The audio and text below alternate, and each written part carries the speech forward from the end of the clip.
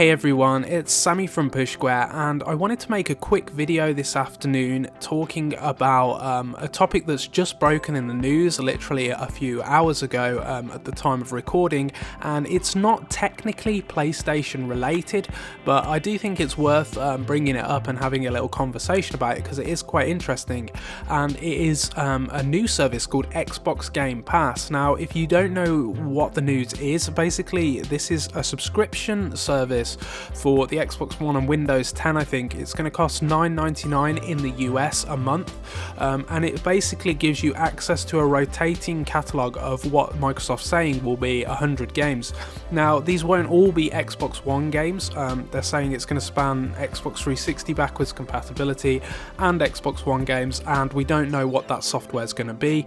It could be padded out by a lot of quote-unquote shovelware. It could be like really top-notch stuff. It looks like Halo 5 is going to be like one of the flagship games, but it's unclear whether every game is going to be of that quality. And it's worth noting, you know, they have announced various publishers are on board like 2K and Sega, but many are also absent. Obviously EA is absent because this is a similar idea to EA Access, and they'd rather you subscribe to that. Activision is absent, Ubisoft is absent.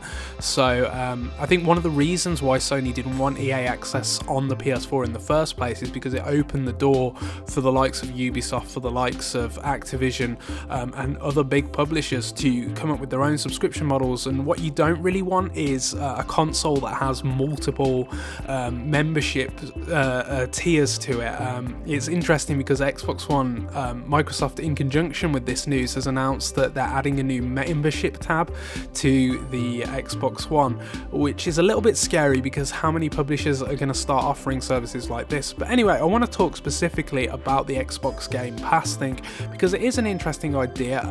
In my opinion, this is kind of the first time since backwards compatibility that Microsoft's actually announced an initiative or a program that actually gives them a bit of identity. I feel like they've spent most of this generation just sort of following the format that Sony's laid out and doing an inferior job of it, but that's just my opinion. But this is actually an original and interesting idea.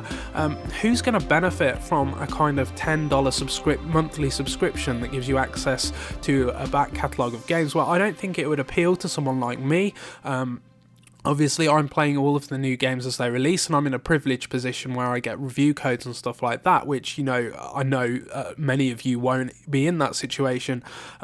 So it sort of changes things a little bit for me, but for people that are just picking up a new generation console, for families, and for people that don't buy many games, it might be a good option for them because they're going to get access to a big catalogue of older games that they can just dive into and play when they want. There are some caveats to the service in that they're going to rotate the games. So you may download a game one month and it may not be available the next month. And the solution they've come up for that is you'll get a discount if you decide to purchase the full version of the game, which is, you know, quite nice, and it's reasonably priced and stuff. Is this something that Sony should be looking at? Well, I've seen a lot of people talking about how this compares to PlayStation Now, and obviously PlayStation Now has had a lot of value issues. It's just never really been good value for money, in my opinion, or anyone else's opinion really, even though I do think the tech is cool behind it. Obviously what Microsoft's doing here is different to PlayStation Now because it's not streaming. You download the games as if you've bought them basically. But I do think PlayStation Now gets misinterpreted a lot. I think people have wrongly assumed it's backwards compatibility. People have wrongly assumed that it's similar to Xbox Game Pass, and there are comparisons to be made for sure. But I feel like PlayStation Now is kind of a forward-thinking initiative. You know, there's going to be a point where we don't have consoles sitting under our television. We don't have stuff like that, and and PlayStation is basically going to be an app one day. That's realistically what's going to happen, you know, whether we like it or not. And I think PlayStation Now is looking to the future and looking at that. But it does look like poor value proposition compared to what Microsoft's offering here. And I think it raises an interesting point, like a new Xbox One owner could technically buy an Xbox One and get an Xbox Game Pass, and they would have access to 100 games straight out of the box. Whereas with the PlayStation 4, you would buy your PlayStation Plus subscription and normal, and you'd only have 2 games out of the box, because those are all the games that you get free with PlayStation Plus every month. Now, obviously, there are differences in the services. Again, obviously, you still need an Xbox Live Gold membership to play these Xbox Game Pass games online. So there's kind of like multiple tiers to the subscriptions here. And this is what I was saying earlier about Sony being concerned about there being too many subscription services on the PS4, and hence it blocking EA access back in the day. You're already getting into that territory with the Xbox One now. If you kind of, to get advantage of everything, you need Xbox Live Gold, you need EA Access, you need Xbox Game Pass. So there's a lot of subscriptions and stuff, and it does get a little bit confusing and a little over the top for me. But all of this has made me wonder whether... I've said for a long time that I think PlayStation Plus needs an overhaul, and I truly believe that now. It's... the format has been mimicked by others.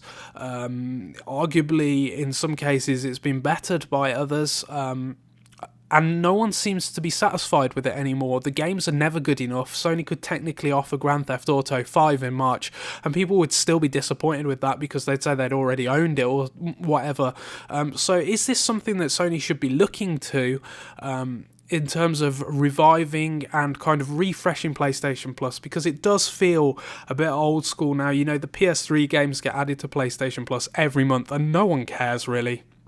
So should Sony be looking to something like this, giving you a wider catalogue of older games, and not necessarily the 2 kind of flagship games that you currently get every month? Maybe they should widen it out and revisit the old idea of the instant game collection. I remember on the PS3, one of the big things with the PlayStation 3 was the instant game collection, which was what they called it. There were like 10 or so, I think, PS3 games, and they would kind of rotate them at different times, but there was always a big selection of games that you would get as part of your subscription, and that's kind of similar to what's going on with Xbox Game Pass now, I guess.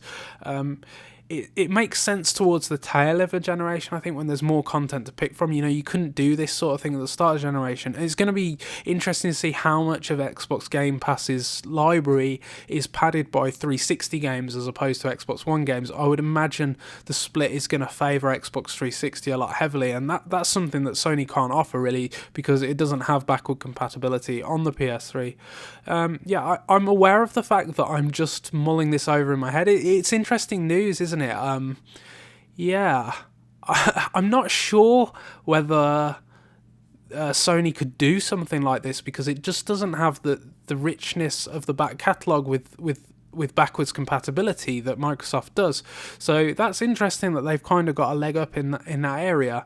But like I say, I think the Xbox Game Pass thing does have a very specific and targeted kind of appeal to it, in that it's probably not going to appeal to the people that are watching gaming videos on YouTube, because we're the kind of people that buy every new game as it comes out. But what do you think? Would you like something like this on the PS4? Do you think it's something that Sony should be looking to, or perhaps even copying?